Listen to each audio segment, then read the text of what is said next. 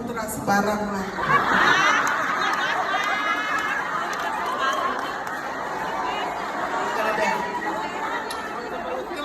Ako ba?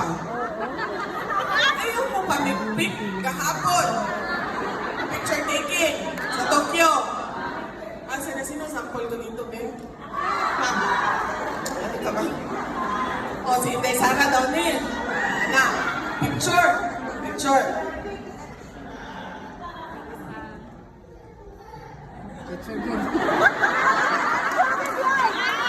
Ayun na, pagkama na siya. God bless you.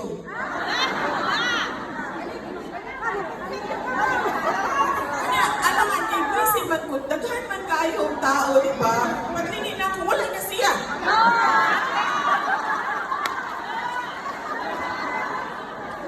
Balik mo, balik. God bless you. Okay. Ay, kanina, anak ko sa kaugan, anak ko, ay, lako ka ng pananganaon. Matala ko, lako ang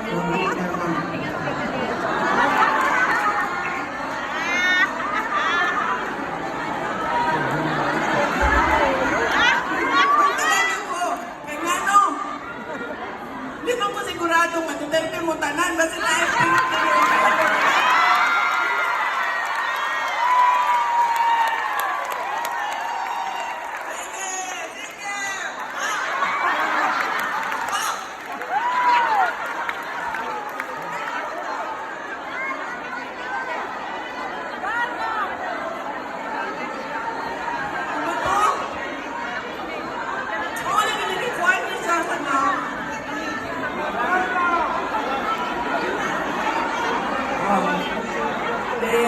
wala, mga pinong ilugan pa na mo.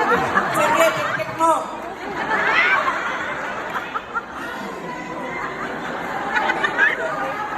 Ang wala nila mama, pangalan na nila, Black Obsidian.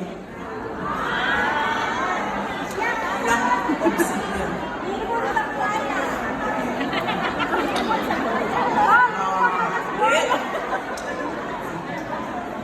Ulagi ma, kubalas lang yung tako. Napagingin ako pa naman siya. Anak-anak ang doon ako. Uy, namu ba? Ano ka? Makagagap yan na.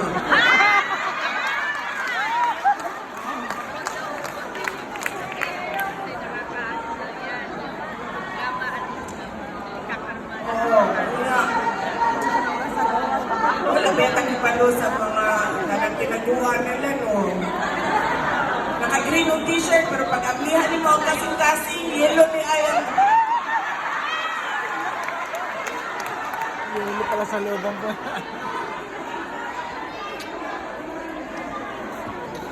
Nagtutlang, asa na sa mga istorya ba?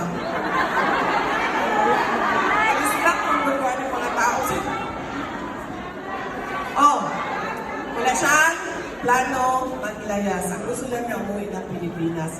Pero alam niya na hindi siya makakauwi ng Pilipinas.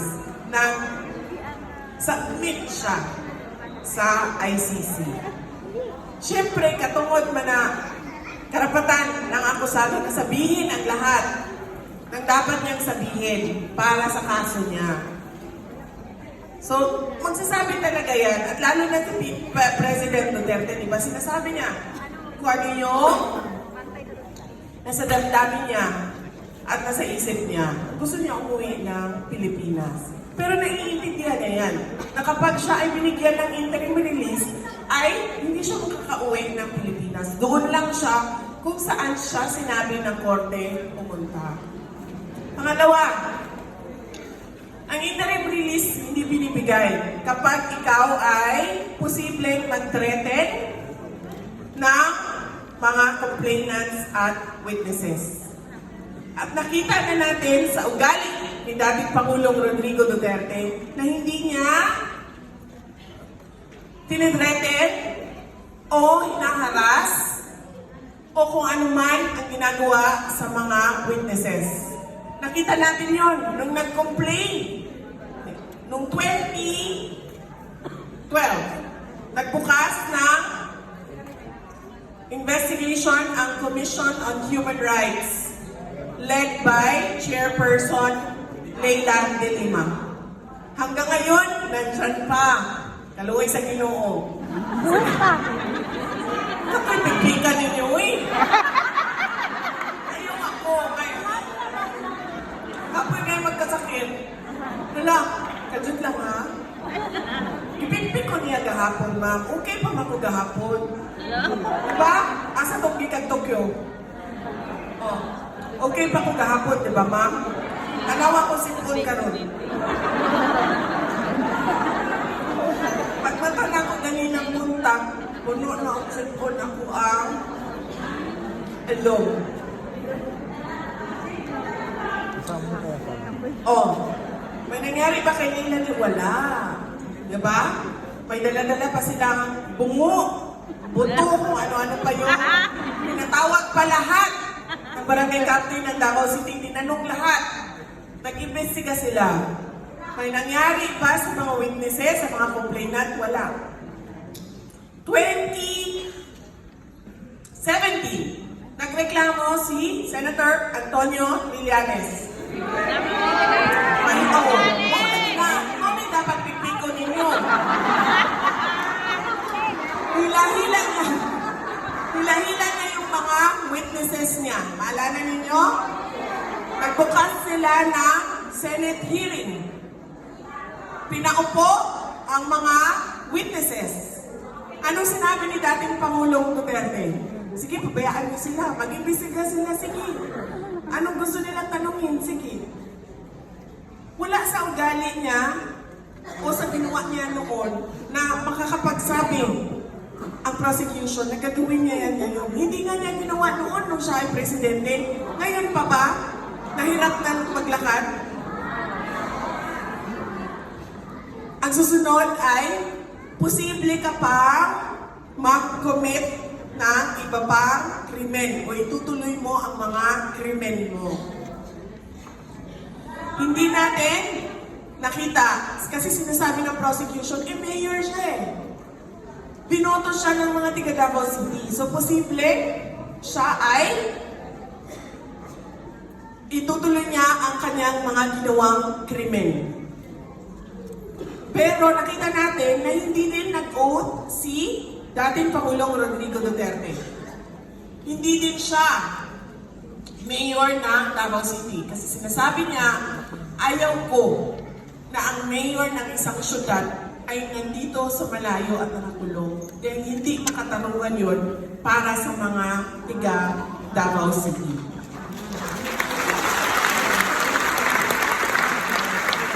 So ano pa ba ang basihan ng ICC na hindi bigyan ng interim release? Wala na. Hindi yan tatakbo, hindi yan magtitreten ng witnesses, wala sa ugali niya yan, at hindi yan mag-commit ng iba pang kunong mga krimen. Dahil wala yan sa kanyang disposisyon, behavior, attitude noon, lalo na ngayon. Ang gusto na lang niya ngayon ay makita ang kanyang mga girlfriend. Nung isang beses, sinasabi ko sa inyo, tatlong bagay lang yan makakuha sa iyang dugo ba? Makabuhi sa iyang dugo. Politika, chismis, tsaka love life.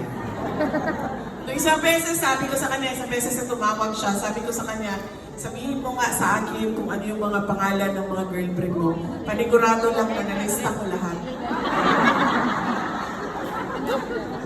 So sinabi niya, ito yung mga asawa ko, ito yung mga girlfriend ko. Sabi ko, kompleto na ba yung listahan na ito?